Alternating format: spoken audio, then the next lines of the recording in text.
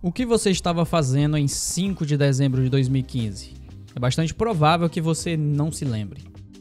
De fato, essa não é uma data marcante para a história do mundo, capaz de criar memórias enraizadas como o 11 de setembro de 2001.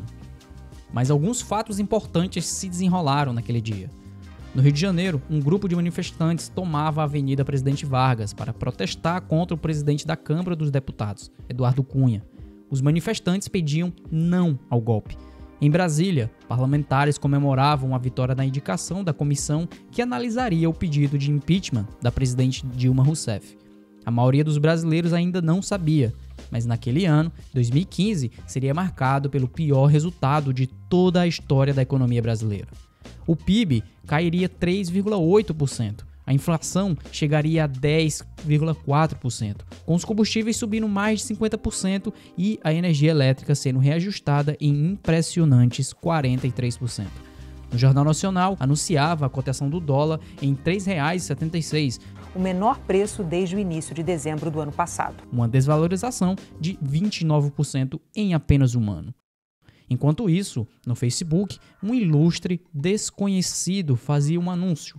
Renato Amoedo publicou uma oferta.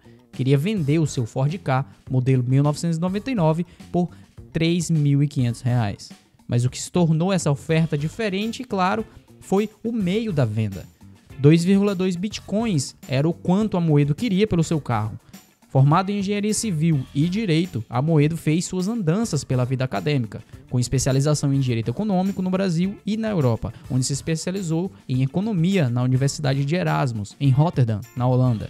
Apesar disso, acabou migrando para outro campo, a perícia criminal.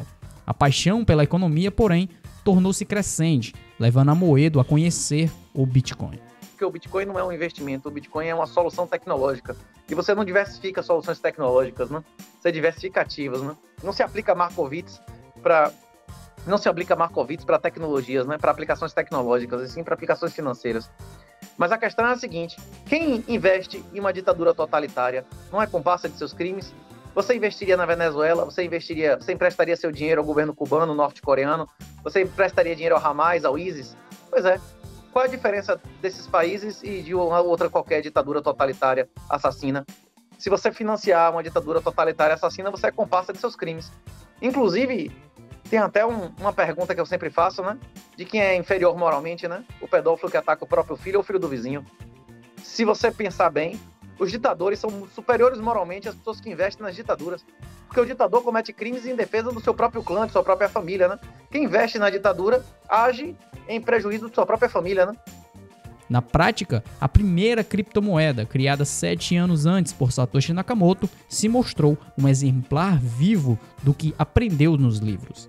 O Bitcoin é um ativo escasso, respeitando toda a trajetória de uma moeda ao longo da história, buscando retomar a reserva de valor como um ativo fundamental na sociedade. Cético em relação à política, Amoedo encontrou na consistência matemática do Bitcoin um ativo valioso, capaz de ajudar a humanidade a enfrentar alguns problemas que se desdenhavam no horizonte. Na teoria das escolhas públicas, já foi demonstrado, muito antes da gente nascer, que em ditaduras totalitárias só existem duas alternativas de oposição real.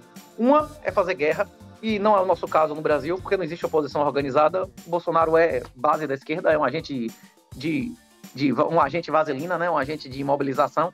E enquanto a maioria das pessoas que são anti-PT acharem que Bolsonaro é oposição, nunca vai acontecer nenhuma oposição real. E a segunda alternativa, que não depende de mais ninguém e nem de violência, é o desinvestimento. Na história da humanidade, a maior ferramenta de limitação dos poderes dos ditadores foi o desinvestimento. Quem tinha veleiro na Venezuela viveu, quem tinha veleiro na União Soviética viveu, quem tinha veleiro no Camboja caiu fora.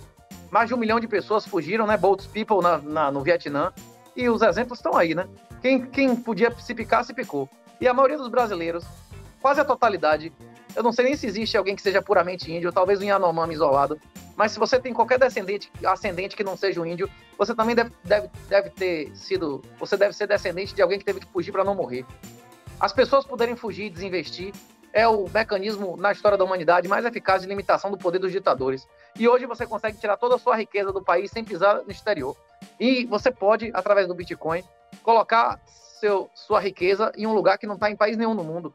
e que ninguém, nem te matando, consegue te roubar se você manter a boca fechada, não é isso? O maior deles, a migração para as economias com juros zero, onde o dinheiro perdeu consistentemente o valor ao longo do tempo, acabaria se tornando seu ponto central. Passado 8 anos desde o anúncio, Renato se tornou uma das vozes mais ativas na comunidade Bitcoiner, e não cripto, no país.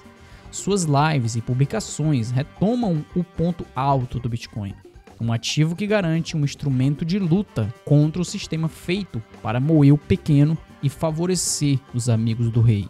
De fato, é bem verdade que o Bitcoiner pode causar estranheza em algumas das suas falas, mas o tom sem rodeios garante ao ouvinte ou leitor uma visão clara de pontos que continuam a ser relevantes nos dias atuais. Com uma sólida formação econômica, Amoedo é um entusiasta de debates em torno da demografia, descrevendo os eventos que decorrem dela, como um menor crescimento econômico e consequente desvalorização de ativos considerados canônicos por muitos. Como investimentos em imóveis, Amoedo amealha alguns haters. Ter imóvel no Brasil é seguro, que não vai chegar um vagabundo. Agora os caras disseram que tem que ter aproveitamento de 200% para você não sofrer desapropriação para a reforma agrária, né? Você tem que ser mais produtivo do que a física permite, não é isso?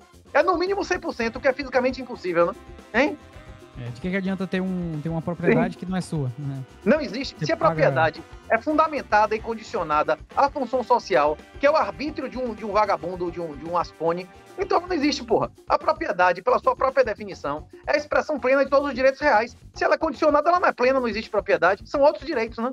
Provavelmente, suas falas causariam estranheza naquele seu tio acostumado a investir em terrenos, mas certamente, munido de algum ceticismo sobre a sociedade moderna, é provável que você acabe absorvendo algum conhecimento relevante nisso tudo. Outro ativo canônico, o ouro, também se tornou alvo de Amoedo. Na teoria, o ouro é encarado como uma reserva de valor. Na prática, sua cotação é hoje menor do que era em 1971, quando o padrão dólar-ouro deixou de ser extinto. A expansão de produção do mineral e a sua natureza não escassa contrastam com o Bitcoin, matematicamente finito. Mas você pode estar pensando que essa é uma história simples, e não poderia estar mais errado. O que torna a história de Renato Amoedo de fato interessante está no caminho percorrido até aqui. Desde que anunciou e trocou seu carro por 2,2 Bitcoin, Amoedo presenciou ao menos 3 quedas significativas do ativo. O Bitcoin, comprado por ele por cerca de R$ 1.500, viu uma queda de 84% em 2018, outra em 74% em março de 2020 e uma queda superior a 80% entre 2022 e 2023. Na prática, segurar o ativo mesmo com quedas colossais foi uma das razões de que Amoedo ter obtido um retorno superior a 12.000% em 8 anos. Algo que comprova que o investimento de longo prazo no Bitcoin é o mais rentável, enquanto atravessa os ciclos de compreensão sobre as suas propriedades, que o tornam um ativo diferente de todos os outros. Segundo a sua própria descrição, seus 2,2 Bitcoins se tornaram 3,3 com os forks, que levaram à criação de criptomoedas diferentes como o Bitcoin Cash. O próximo objetivo, porém, passa longe de um carro de luxo. Amoedo pretende comprar um veleiro e uma segunda residência com os Bitcoins do Ford Ka, algo possível quando o Bitcoin atingir cerca de $100 mil, o que, segundo o próprio Renato Amoedo, está logo ali à frente.